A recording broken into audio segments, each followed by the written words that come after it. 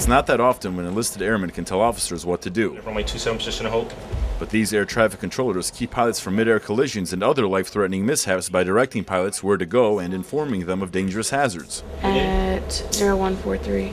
It's not a one-man job and takes several efforts in unison. Okay, as you know, air traffic control is one big team concept, so starting with the departures, once we get the planes to the runway, I will go ahead and clear the planes for departure. Prior to doing that, I will have to get a release with the RAPCON, which is Radar Approach Control.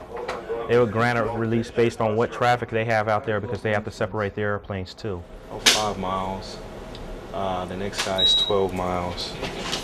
Since the weather can change at any given notice, the Air Traffic Information Service provides pilots with different advisories and weather conditions. Pilots basically can keep up on this frequency and get all the information miles out or on the ground before they taxi out so they understand what's going on with the current status of the airfield.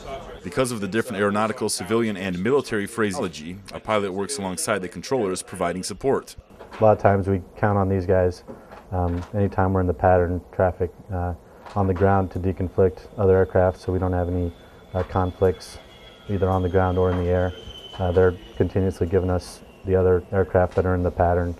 And on days like today, you know, the approach control and everything is going to be a big factor for us getting back safely. They don't have a steady pace of traffic either. Some hours can be slow and uneventful, but in a blink of an eye, a mass amount of pilots need direction. I would say one of the things is when you have multiple aircraft calling you up at the same time and pilots keep stepping over each other. And you're getting busy and you're missing calls because of that. That's pretty stressful.